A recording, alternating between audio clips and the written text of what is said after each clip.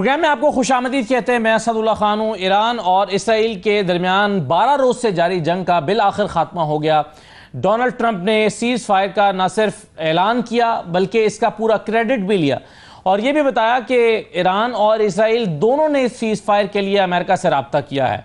आज Donald Trump ने जिस तरह से दिन भर अपना किरदार अदा किया और अपनी ट्वीट्स के जरिए से जिस तरह से वो बताते रहे, अपनी एक्स पोस्ट के जरिए से बार बार इजहार करते रहे। एक तरफ उन्होंने इसराइल को रोका कि जो तैयारे हवा में बुलंद हुए हैं ये देखना ख्याल रहे कि ये बॉम्ब ना मारें ईरान के ऊपर, ये खिलाफ वर्जी होगी इसके, यानी लबो लहजा बहुत सख्त था, तहकुमाना था, ऑर्डर कर रहे थे ऐसा लगता है कि इसराइल को कि खबरदार इसके भयानक नताइज होंगे, सीज फायर की खिलाफ वर्जी ना हो। दूसरी तरफ इसराइल ये कहता रहा कि ईरान ने सीज फायर की खिलाफ वर्जी की है लेकिन वो उसके सबूत नहीं दे सका और इस पर दुनिया ने यकीन भी नहीं किया और ईरान ने खुद भी कह दिया कि जी हमने सीज फायर की खिलाफ वर्जी नहीं की और कोई मिसाइल फायर नहीं किया। बहरहाल ये जो इसराइल की जानिब से इल्ज़ाम लगाया गया था वो गलत साबित हुआ। लेकिन डोनाल्ड ट्रंप आज इस पर क्रेडिट लेते हुए एक बार फिर दिखाई दिए और पीस की बात करते हुए दिखाई दिए। यहां तक कि चाइना से भी उन्होंने, चाइना को भी कह दिया कि अब आप ईरान से तेल ले सकते हैं। यहां तक कहा कि अगर हमसे भी लें तो हमें भी खुशी होगी। डोनाल्ड ट्रंप 2 दिन पहले ईरान पर हमला कर रहे थे, उसकी न्यूक्लियर फैसिलिटीज को तबाह कर रहे थे और आज अचानक वो सीज फायर का ऐलान करते हुए नजर आए हैं। अब बहुत सारे सवाल इसमें पैदा होते हैं। जंग कौन जीता कौन हारा? ईरान ने क्या साबित किया है इस दौरान में, इससे क्या साबित कर सका है? क्या ईरान की कमजोरियां यहाँ हुई हैं, उसकी ताकत का इजहार हुआ है?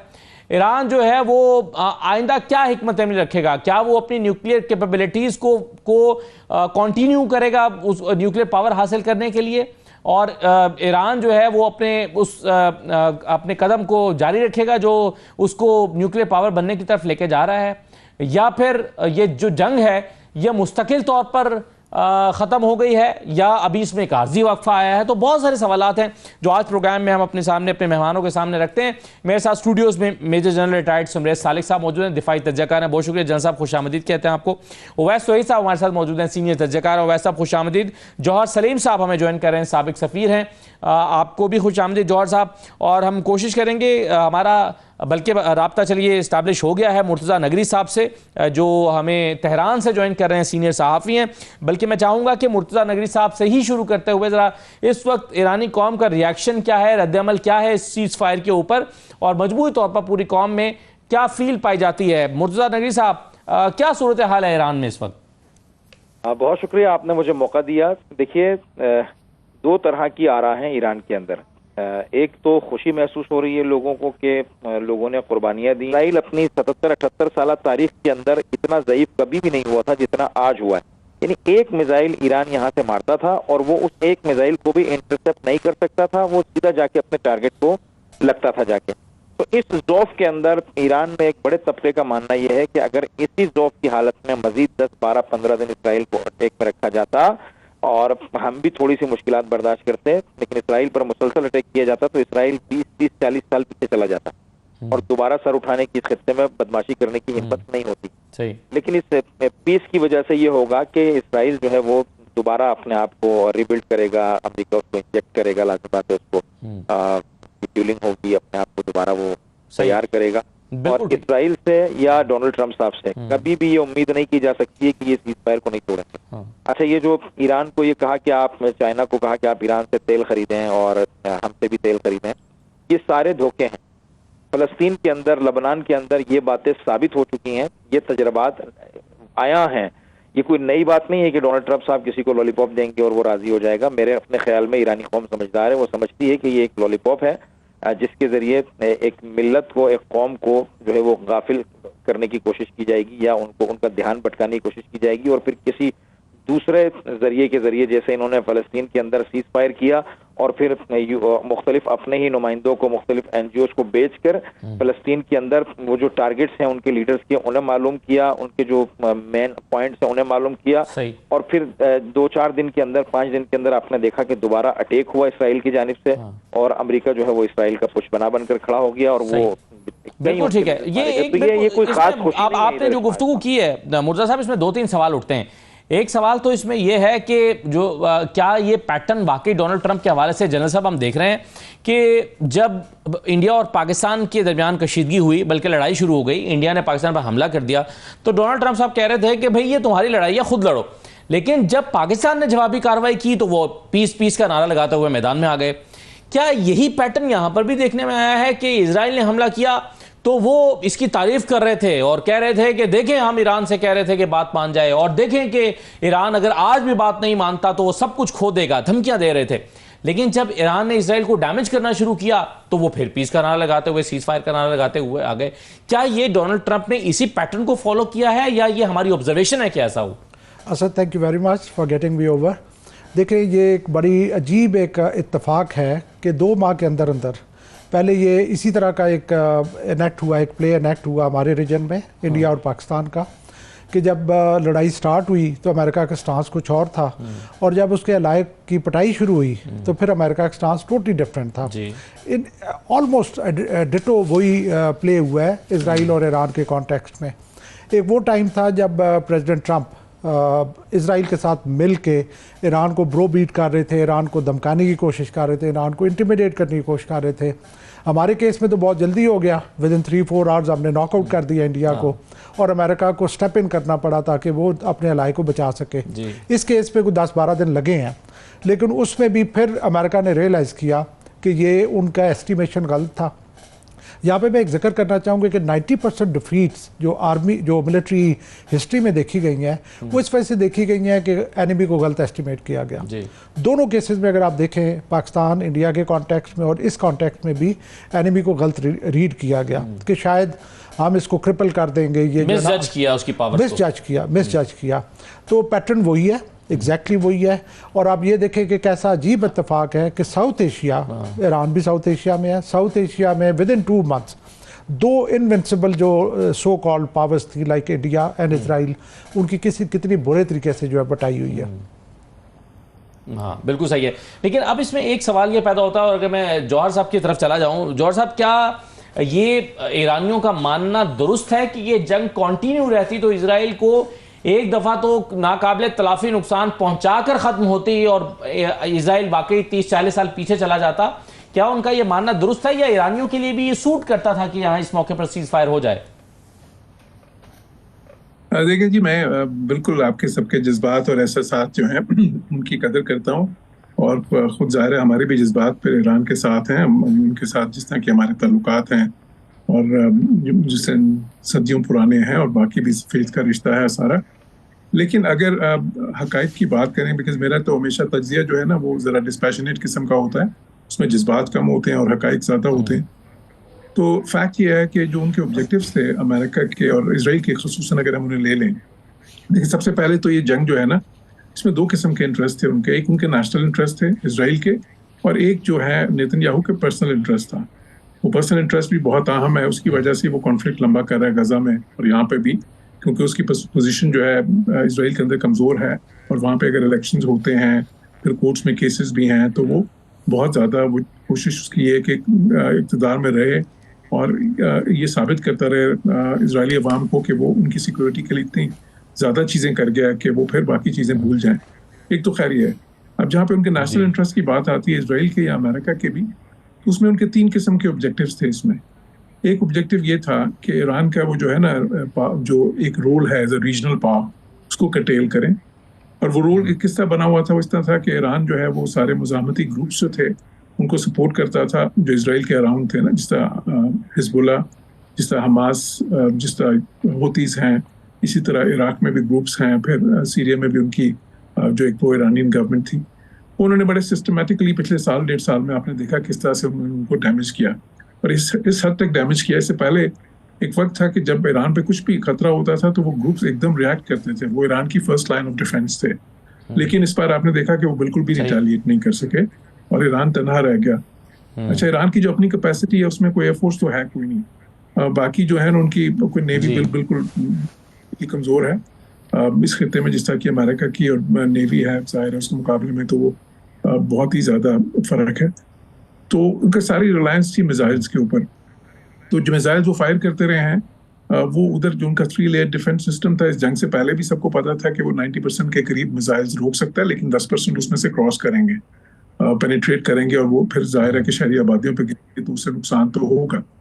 लेकिन वो टोटल कितनी कैजुअलिटीज हुई अगर आप ले लें, 40 में भी 35-40 ही हुई हैं। तो वो जो है, और इसराइल छोटा मुल्क है, उसमें उससे फर्क तो पड़ता है। लेकिन उन्होंने देखें ईरान में क्या किया, उन्होंने इनकी सारी जो मिलिट्री कमांड, हाई कमांड है, उसको किस तरह की टारगेटेड असैसिनेशंस की हैं, उसके बाद इंटेलिजेंस की जो हाई कमांड है उसकी असैसिनेशंस की, फिर उसके बाद जो साइंसदान है इनके टॉप के, उनके असैसिनेशंस की हैं, फिर उसके बाद जो इनका न्यूक्लियर इंस्टॉलेशंस थी सारी और इंफ्रास्ट्रक्चर था, उसको खासा एक्सटेंसिवली डैमेज किया है, क्योंकि उनका ये ख्याल था कि ये ब्रेकआउट कैपेसिटी के करीब हैं ईरान, जिसका मतलब ये कि अगर वो चाहें तो उसके बाद कुछ महीने में शायद वो बॉम्ब के वेपनाइजेशन पे जा सकते हैं।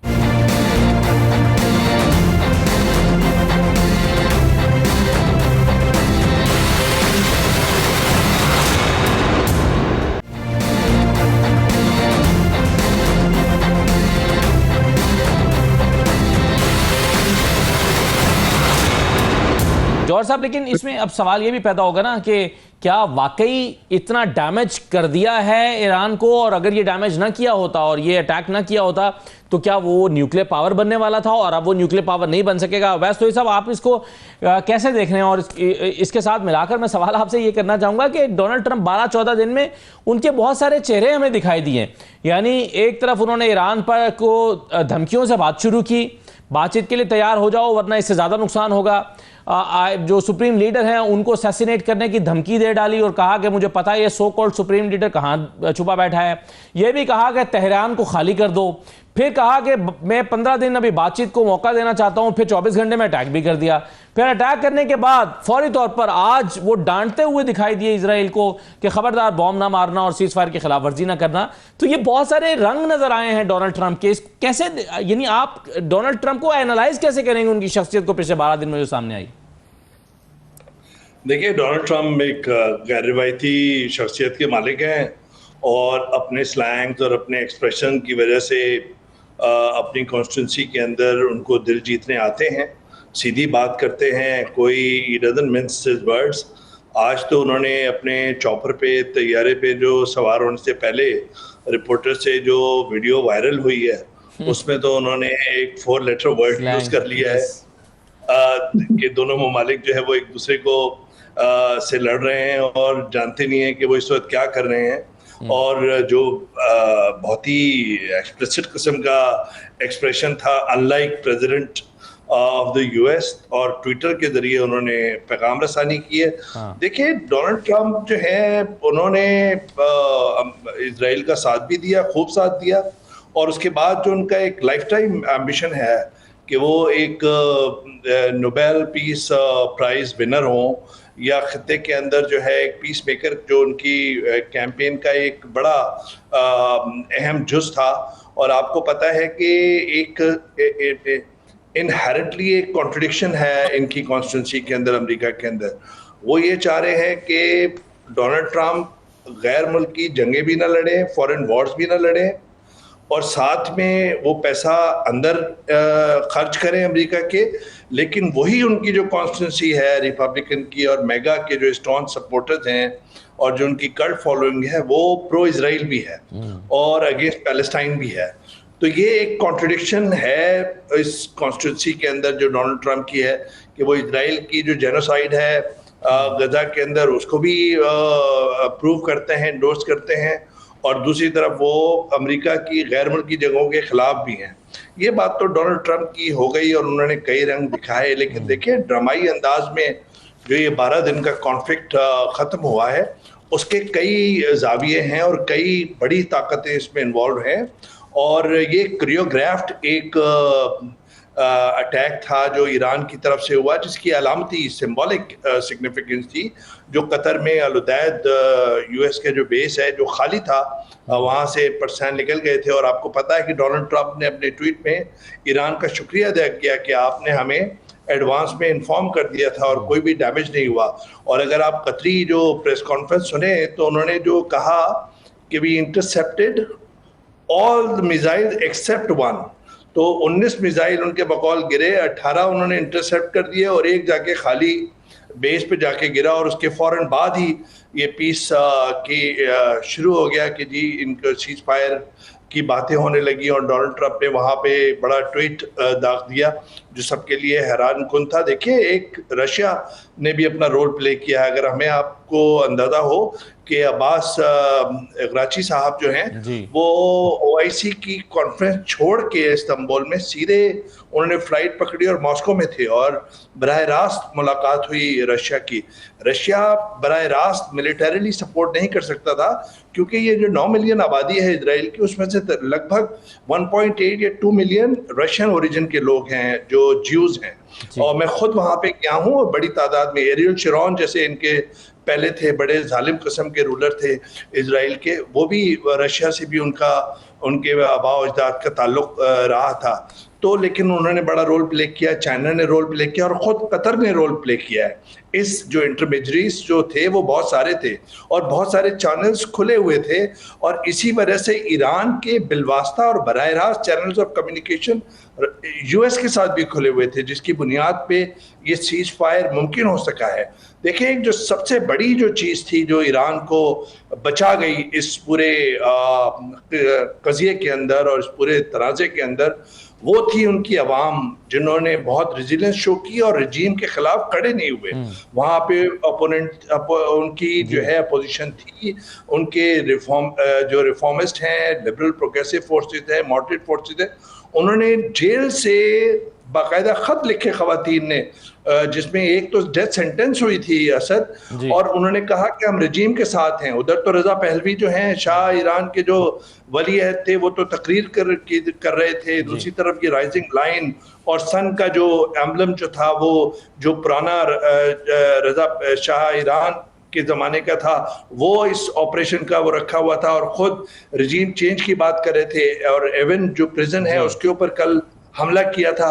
तो जो रजीम चेंज नहीं हो सकी वो मैं समझता हूं कि सबसे बड़ी कुव्वत बनी है इस थियोक्रेटिक और जो हमारी जो रजीम है ईरान की। अब आगे चल के असद इस ये जो गार्जियंस हैं जिनको आम वेस्ट के अंदर मुल्लास कहा जाता है, वो किस तरह की रिफॉर्म्स लाएंगे और ये जो इंटेलिजेंस फेलियर्स हुए हैं उनके अंदर वो एक रिजिड हम चेहरा देखेंगे अंदरूनी तौर पर, डोमेस्टिक तौर पर, और एक अगर उन्हें रिफॉर्म नहीं लेकर आए और अगर आप अंदाजा लगाइए असद कि अगर इस तनाज़े में पहले रोज दूसरे रोज जब 16 हज़ार किलोग्राम के बम मारे जा रहे थे न्यूक्लियर साइट पे, अगर 1 लाख अवाम खड़ी हो जाती तो ये रजीम मेरे ख्याल में बहुत मुश्किल होता है इसको बचने के लिए। तो अवाम जो है, जो उनकी रेजिलियंस है, सिविलाइजेशनल स्टेट है, हज़ारों साल की तहजीब है, और मैं समझता हूँ वही ढाल साबित हुई है इसके। लेकिन आगे चल के ईरान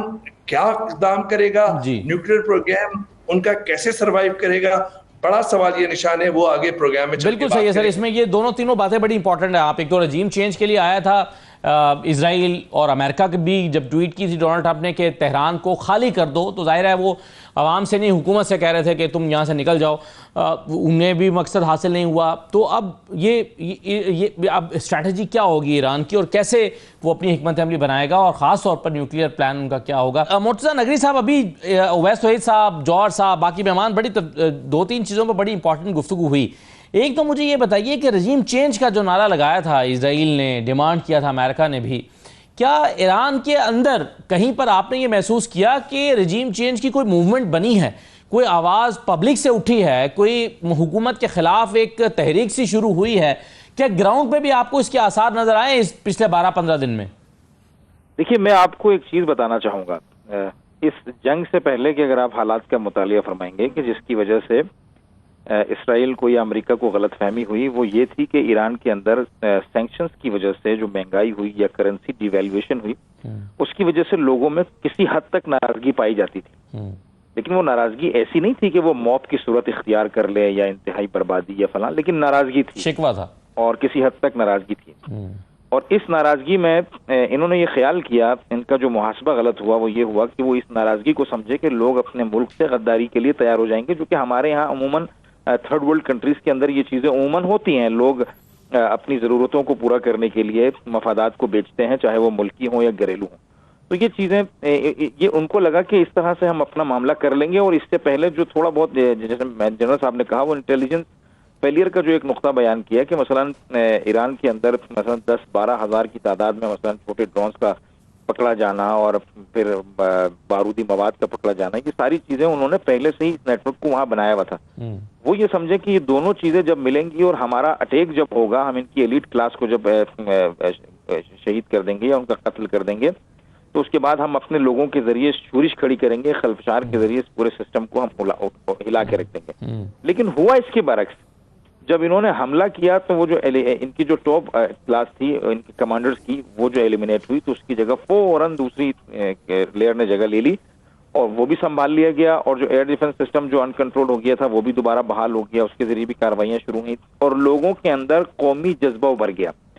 वो जैसे मैं जनरल साहब ने कहा कि वो जो इस्लामी नुक्ता नजर होता है, वो जो मौलवियत के गिर्द जो इनकी सियासत घूमती है, उसमें जो थोड़ा सा खला पैदा हो गया था, लोग दोबारा आयतुल्लाह सैयद अली खामेनेई के इर्द गिर्द जमा हो गए और लोगों ने ये ऐलानात करना शुरू कर दिए, वो लोग कि जिनको रियासत की सियासत से इख्तलाफ था।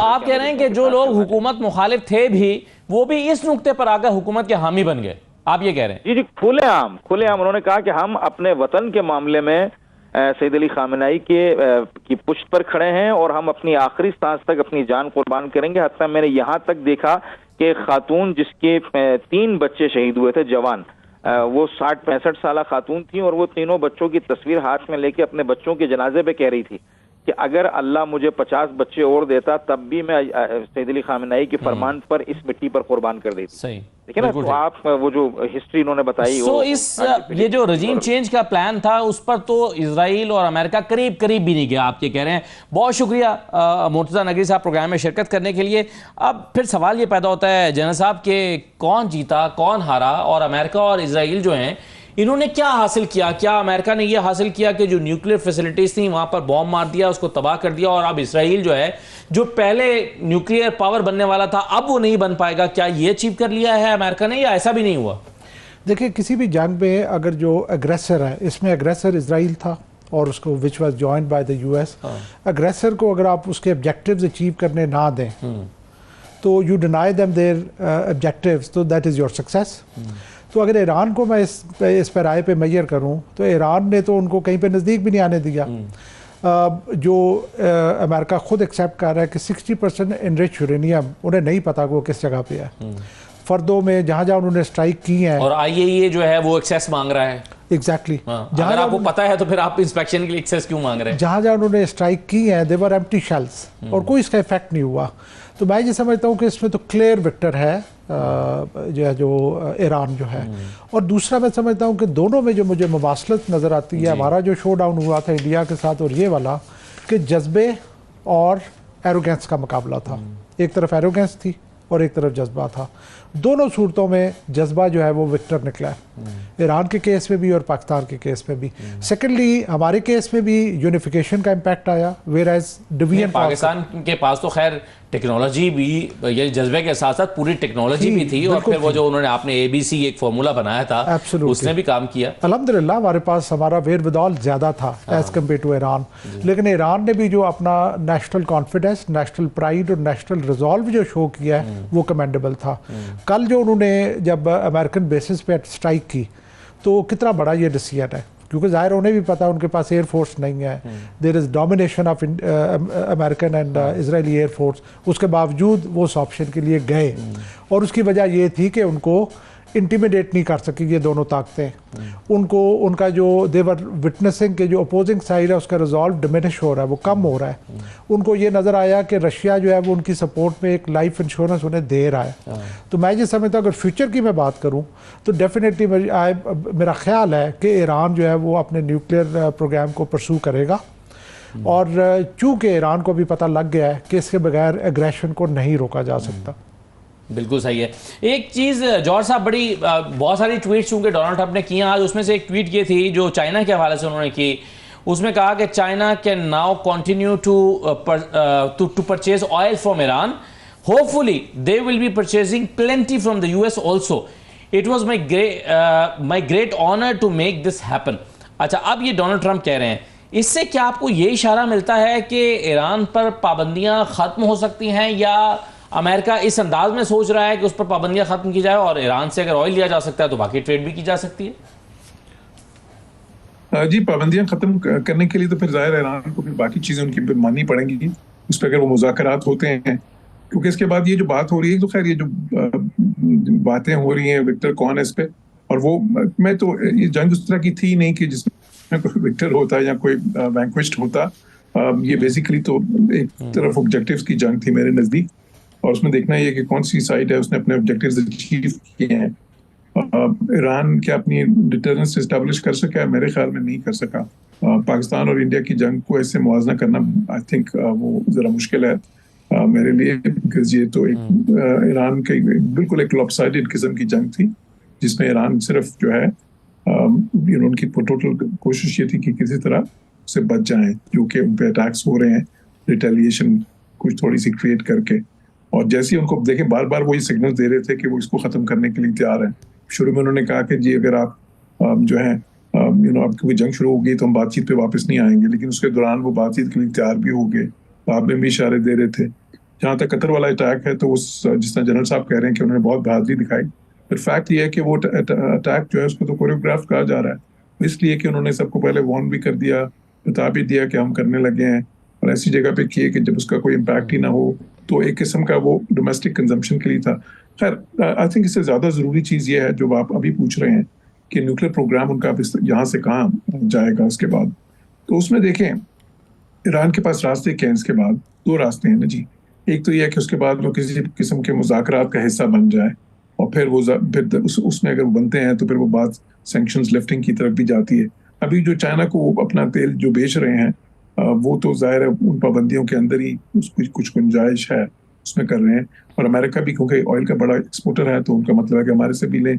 लेकिन खैर ट्रंप के इस तरह के ट्वीट्स आपको पता है कि कई बार वो उनमें इतना ज़्यादा डेप्थ नहीं होती, उनको आप बहुत ज़्यादा सीरियस नहीं ले सकते।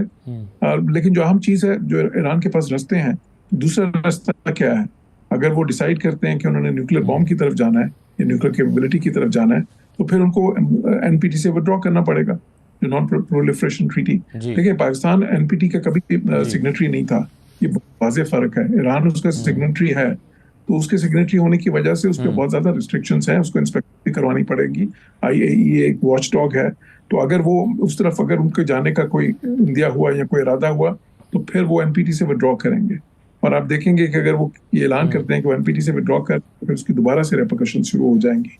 तो आपको इसी चीज से आइडिया हो जाएगा, अगर वो एनपीटी से विड्रॉ नहीं करते आने वाले दिनों में, तो उससे फिर आपको आइडिया हो जाएगा कि वो न्यूक्लियर कैपेबिलिटी की तरफ नहीं जा रहे, बिकॉज इंस्पेक्शन तो इसके बाद होंगी और उसमें फिर शायद वो डायलॉग की तरफ जाएंगे। तो ये हमें आने वाले दिनों में जो है इस चीज से एक थोड़ी सी क्लैरिटी आना शुरू हो जाएगी कि वो किस तरफ जाना चाह रहे हैं। बिल्कुल सही है, उनका प्लान क्या है। इसमें एक चीज़ और, आज ओवैस भाई साहब जो डोनाल्ड ट्रंप ने ट्वीट की वो थोड़ी सी हैरानकुन थी इसराइल के लिए, जो लबो लहजा उन्होंने इस्तेमाल किया। मसलन उसमें उन्होंने लिखा कि Israel do not drop those bombs, if you do it is a major violation. और फिर वो कहते हैं कि bring your pilot home now, और फिर वो अपना आगे यानी वो असर्ट करते हैं कि मैं president of the United states हूँ, डोनाल्ड जे ट्रंप। तो ये जो लबो लहजा था डोनाल्ड ट्रंप का, जिसमें वो उन्हें कह रहे हैं कि बम ना गिराएं और अभी वापस बुलाओ अपने पायलट्स को, क्या इस ट्वीट से आप डोनाल्ड ट्रंप यानी अमेरिका और इजराइल के ताल्लुकात को एनालाइज कर सकते हैं? क्या उसमें कोई फर्क पड़ा है आपके ख्याल में? क्यों कर रहे हैं डोनाल्ड ट्रंप ऐसा? देखिए, अमेरिका की जो नेशनल सिक्योरिटी पॉलिसी है उसके अंदर एक इंटीग्रल पार्ट है टू सपोर्ट इजराइल, चाहे वो रेगन हो, चाहे वो बुश हो, चाहे ओबामा हो, चाहे बाइडन हो, चाहे क्लिंटन हो और चाहे ट्रंप हो। ज़्यादा कम हो सकता है। ट्रंप ने 12 दिन आप देखिए कि शाना बशाना खड़े हुए थे, गाजा के अंदर जेनोसाइड जो हो रहा है उसके अंदर आप देख लीजिए कि एड बाकायदा बढ़ाई गई है। किस तरह यूनिवर्सिटी के में स्टूडेंट प्रोटेस्टर्स जो थे, फॉरेन स्टूडेंट प्रोटेस्टर्स, उनके खिलाफ कितने एक्शन है। हार्वर्ड के खिलाफ एक्शन लिया है, कोलंबिया के अंदर पुलिस बुला ली गई है, वो एक्शन अभी तक जारी है। वो ट्रम्प के दौर में ही हो रहे हैं और बाइडेन के दौर में भी शुरू हुए। तो ये तो अलग बात है कि ये ट्वीट जो है वो उससे कोई पॉलिसी नहीं है, ये उनका स्टाइल है। और ये फिर उसके बाद उन्होंने कहा था, मैं कहीं पे सुन रहा था, उन्होंने कहा कि वो जब मेरी बीबी नेतन्याहू से बात हुई तो उन्होंने कहा कि वो जहाज निकल गए और फिर जब वो वेव करके आ जाएंगे, इसका मतलब है बम नहीं गिराएंगे। तो ये तो एक बड़े लाइटर उसमें उन्होंने उनका एक स्टाइल है। देखिए, जो मुझे लग रहा है, जो अभी जॉर्ज साहब भी बात कर रहे थे, न्यूक्लियर प्रोग्राम के अंदर दो रास्ते हैं, बिल्कुल हैं, लेकिन अब जब ये मुज़ाकराती मेज पे तो तैयार होंगे, अब ये बात करेंगे। जो स्ट्रेटेजिक जो इन्होंने इससे गेन किया है वो किया है कि इजराइल को, ये पहला मुल्क है जिसने बराह रास्त वहां पे हमले किए हैं। ठीक है, अरब जंग के अंदर 1967-73 में हमने देखा था, लेकिन वो किन इलाकों में लड़ी जा रही थी, ये तो बराह रास्त उनको चैलेंज किया। तो एक तो ये बात है, और दूसरी जानिब जो है टेक्निकली तो बहुत कमजोरियां ईरान की नजर आई, और जो स्ट्रॉन्ग पॉइंट था वो मैंने आपको पहले बताया कि उनके अवाम थे और उनकी रेजिलियंस थी। आप देखिए कि जिस रोज उनके न्यूक्लियर साइंटिस्ट पहले रोज मारे गए हैं, 6 न्यूक्लियर साइंटिस्ट पहले रोज मारे गए थे। देखिए, इस वक्त 409 किलोग्राम एनरिच यूरेनियम है, 60% एनरिच की हुई यूरेनियम, और ये जो है ये अंदाजे हैं मगरबी ताकतों के और इंटरनेशनल एटॉमिक एनर्जी एजेंसी के। और उसके बाद अब क्या होगा, मुझे एक चीज ये भी हो सकती है कि क्या नॉन प्रोलिफरेशन ट्रीटी से वो विड्रॉ करेंगे। आर्टिकल 10 तो उनको इजाजत देता है, इजराइल एनपीटी का मेंबर नहीं है, लेकिन ये ईरान शायद ना कर सके। ईरान कहाँ पे आ सकता है, 2015 की डील पे आ सकता है, जहां पे इंटरनेशनल एटॉमिक एनर्जी एजेंसी ने कहा था कि आप 3.67% जो है एनरिच कर सकते हैं। ओबामा एडमिनिस्ट्रेशन और मगरबी ताकतों ने ये एग्री किया था कि आप पे इक्तसादी पाबंदी हटेंगी, जो खुद मिस्टर जो ट्रम्प अभी जो पीस मेकर बने हुए, इन्होंने खुद उस माहिदे को ख़त्म किया था। मुझे लगता है कि एक वायबल सोल्यूशन ये हो सकता है ईरान के लिए कि वो निगोशिएटिंग टेबल पर आए, और शायद जो अब मगरबी ताकतें और अमेरिका उन पे इंसिस्ट कर रही हैं कि 0% पे आ जाए, वो मुमकिन नहीं है।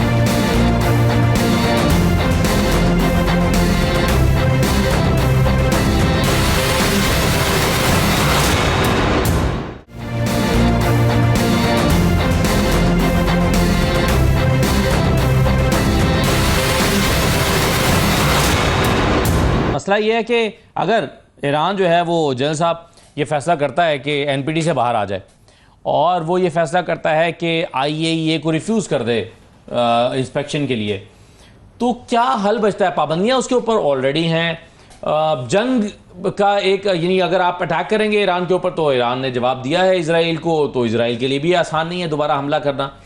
तो क्या होगा फिर? ये ईरान के पास ये ऑप्शन तो मौजूद है। अच्छा देखिए, अगर हम रैशनली और लॉजिकली सोचें तो वो कंडीशंस जो ईरान जंग से पहले नहीं मान रहा था, उसके ऊपर एक चढ़ाई की गई, एग्रेशन की गई, कुछ ऑब्जेक्टिव्स ले आउट हुए, वो ऑब्जेक्टिव्स अचीव नहीं कर सके, तो क्या वो ईरान अब उन कंडीशंस पर राज़ी हो जाएगा? वो कहेगा कि अगर यही कुछ करना था तो व्हाई डिड यू, आपने मेरे पे अटैक किस लिए किया? दूसरा, एनपीटी से ज़्यादा जो रुकावट बड़ी है ईरान के लिए, वो आयतुल्लाह ख़ुमैनी की डिक्री है, जिन्होंने डिक्लेयर किया था कि एक्विजिशन ऑफ न्यूक्लियर टेक्नोलॉजी जो है वो एंटी ह्यूमैनिटी है, ह्यूमैनिटी के अगेंस्ट है। ये जो है ये बहुत बड़ी एक रुकावट है। एनपीटी को एग्जिट करना इज़ नो बिग इशू, क्योंकि अगर आप वेस्ट को देखें, आप यूएस को देखें, कितने सारे एग्रीमेंट्स वो निकले हुए हैं। तो देखिए, बात यह है कि 46 ईयर्स से ईरान ने सऊबतें मुश्किलें बर्दाश्त की हैं, सैंक्शंस बर्दाश्त की हैं, एम्बार्गोज बर्दाश्त की हैं, उसने एक सीरीज़ ऑफ असैसिनेशन बर्दाश्त की हैं, उसमें इंटेलिजेंस की पेनिट्रेशन हुई मुख्तलिफ। उसके बावजूद अगर जिस तरीके से ईरान ने परफॉर्म किया है, जो उसने रिजॉल्व डिस्प्ले किया है, अगर मैं कहूँ कि ईरान विक्टर नहीं है तो मेरा ख्याल है this is little unfair. Reason being कि कोई भी ऑब्जेक्टिव जो ये लेआउट करके आए थे, कौन सा एक ऑब्जेक्टिव है जो इजराइल ने अचीव किया है, और कौन हु वाज क्लैमरिंग कि जी ये जो है जंग ख़त्म हो जाए? It was US and Israel. Iran उस तरीके से डिमांड नहीं कर रहा था जिस तरीके से ये दोनों डिमांड कर रहे थे। और ईरान अभी भी इंसिस्टेंट, जैसे आपने सुना है जी कि जी ईरान की आवाम अभी भी इंसिस्टेंट थी कि जी ये इसको कंटिन्यू करें ताकि और इसको मारा जाए। आवाम जो है वो जज्बाती सोचती है, जो लीडरशिप है उसके पास इंटेलिजेंस होती है, सारी इंफॉर्मेशन होती है। तो मैं समझता हूँ इसका रुकना तो खुश आइंदा है, बहुत अच्छी बात है। लेकिन मैं क्लियरली कहूँगा कि Iran has an upper as. Iran ने अपनी जंग को एक फेवरेबल नोट पे एंड किया। और अगर ईरान को 2015 की न्यूक्लियर डील दोबारा ऑफर की जाए तो ईरान को एक्सेप्ट करनी चाहिए, या ईरान एक्सेप्ट करेगा आपके ख्याल में कि ठीक है हम यूरेनियम को 3.6% पे ले जाते हैं और आप सैंक्शंस ख़त्म कर दें? देखिए अभी देखें, जैसे आपने खुद इंडिकेट किया कि चाइना को ऑफर की गई है, तो इन अ वे तो सैंक्शंस रिलैक्स हो रही हैं just because of this offer कि चाइना उनसे जो है वो ऑयल खरीद सकता है। तो मैं ये समझता हूँ कि दोनों पार्ट्स यूएस और इजराइल ने रियलाइज कर लिया है कि it's hard not to crack, वो नहीं अचीव कर सके जो वो अचीव करना चाह रहे थे। दूसरी तरफ ईरान ने भी तो ये सीखा है ना कि वो अपने आप को दुश्मन के रहमो करम पे नहीं छोड़ सकता, और अभी तो ज्यादा जरूरी है उसका न्यूक्लियर पावर बनना। ये भी तो ईरान ने भी तो सीखा है 100%। और मैं समझता हूँ कि मेरा जो जाती ख्याल है कि ईरान अब बेहतर पोजीशन में है नेगोशिएटिंग टेबल के लिए then what it was prior to war. Owaisi साहब, ये जो अमेरिकी अड्डों को निशाना ईरान ने बनाया जवाब में, जब जाहिर है अमेरिका ने अटैक किया, तो कतर की तरफ से बड़ा इसका रिएक्शन भी आया और सऊदी अरब ने भी स्टेटमेंट दी, पाकिस्तानी हुकूमत की तरफ से भी इस पर एक बयान आया। ये बताइए कि क्या आपके ख्याल में ईरान और कतर के ताल्लुकात इससे मुतासिर हुए हैं, या कतर के लिए को अंडरस्टैंड करना होगा, या उसके लिए अंडरस्टैंडेबल है कि ये अटैक तो अमेरिका के ऊपर किया गया? हालांकि आज उनकी प्रेस कॉन्फ्रेंस इस पर एक अच्छा रिएक्शन उन्होंने शो किया है ईरान के हवाले से। जी बिल्कुल, बहुत ही ब्रदरली रिलेशनशिप है, और पर्शियन गल्फ के अंदर जो गैस फील्ड्स वगैरह हैं वहाँ भी इनकी साझेदारी है, एक अंडरस्टैंडिंग है। और कतर तो आपको पता है एक छोटा सा आइलैंड है, लेकिन उसके बावजूद वर्ल्ड पॉलिटिक्स या ग्लोबल पॉलिटिक्स के अंदर कितना अहम रोल प्ले करता है। मुझे ऐसा लगता है आज की प्रेस कॉन्फ्रेंस में उन्होंने कहा था कि ये एक स्कार रहेगा रिलेशनशिप के दौरान, लेकिन हम जो है खैर ख्वाह हैं ईरान के। और अभी जब हम और आप बात कर रहे हैं तो ईरान के सदर जो मसूद पेज़ेश्कियान हैं, उनका अमीर जो कतर है उनसे बातचीत हुई है, और उन्होंने कहा है कि हमारा जो हमला था आपके खिलाफ नहीं था। लेकिन मैं फिर वहीं पे बात करूंगा, मुझे लगता है कि कतर पर जो हमला था वो एक कोरियोग्राफ था, और जिस तरह अमेरिका को पहले से इन्फॉर्म कर दिया था, कतर को भी इन्फॉर्म कर दिया था। इसी वजह से कतर के जो बयान है उसमें कहा है कि हमने 18 जो मिसाइल हैं वो इंटरसेप्ट कर दिया, अलावा एक के जो एक खाली बेस पे गिरा। तो मुझे लगता है कि सिंबॉलिक था, लेकिन उसके बावजूद एक गलत पैगाम था कतर के लिए। इसी वजह से उन्होंने मजम्मत की है कि आने वाले दिनों में नहीं होगा। दूसरी तरफ मुझे ये लगता है कि कतर ने भी जो है इसके अंदर पैगाम रसानी का बिलवास्ता और बराह रास्त दोनों तौर पे इस में रोल प्ले किया है एज अ नेगोशिएटर। और तीसरी बात ये मुझे लगता है कि इस सारे तनाज़े के बाद ये जो न्यूक्लियर एस्पिरेशंस हैं वो गल्फ स्टेट्स के में भी और दूसरी स्टेट्स में भी बशमूल ईरान के, वो एक तरह से फिर से जागेंगी, क्योंकि ये तनाज़ा जो है दो न्यूक्लियर स्टेट्स ने एक नॉन न्यूक्लियर पावर जो है स्टेट को उस पर हमला किया था। तो मुझे लगता है कि न्यूक्लियर जो प्रोग्राम है वो जारी रखेगा ईरान। किस हद तक कामयाब होता है ये तो आने वाला वक्त बताएगा, लेकिन न्यूक्लियर एस्पिरेशन जो है मसूद वो रहेंगी। और ये जो सीज फायर है वो कितना जो है वो लॉन्ग लास्टिंग होगा ये भी आप देखने वाली बात है, क्योंकि अजली दुश्मन है इजराइल और ईरान, और इनकी आपस में जो मिडल ईस्ट में इन्फ्लुएंस की है, या जो मिलिटेंट अस्करी इन्फ्लुएंस की और सियासी इन्फ्लुएंस की, वो एक रस्साकशी रहेगी आने वाले दिनों के अंदर। और हम इनका तनाज़ा जो है वो छोटे और बड़े लेवल पर हम आने वाले ये बताइए वैसा कि अगर ईरान को वही डील ऑफर की जाती है जो 2015 में बराक ओबामा ने की थी, और उससे हालांकि डोनाल्ड ट्रंप ने विड्रॉ कर लिया था, लेकिन आज अगर वही सेम डील ऑफर करते हैं तो ईरान को ये डील ले लेनी चाहिए शायद, और उनको एक मौका मिलेगा कि वो वापस इतनी जो उन्होंने रेजिलेंस शो की है, इतनी इक्तिसादी पाबंदियां जो हैं, उसके बावजूद आलमी सतह पर वो अपने आप को जिंदा रखा है, तो वो शायद इक्तिसादी पाबंदियों के बाद एक बहुत बड़ी नेशन के तौर पे होंगे। दूसरे नंबर पे गैस रिजर्व्स हैं, तीसरे नंबर पे ऑयल रिजर्व्स हैं। तो मुझे लगता है कि ईरान शायद नहीं, लेकिन इस वक्त ईरान की तरजीह आपके ख्याल में एटॉमिक पावर बनने पर होनी चाहिए, या आपके ख्याल में इक्तिसादी स्ट्रेंथ जो है उस पर फोकस रहना चाहिए ईरान का? क्योंकि इस जंग ने बहरहाल उन्होंने ये भी सिखाया है कि अगर उनके पास ताकत नहीं होगी तो वो एक तरने वाला साबित होंगे मुस्तकबिल में किसी ऐसे हमलों के लिए।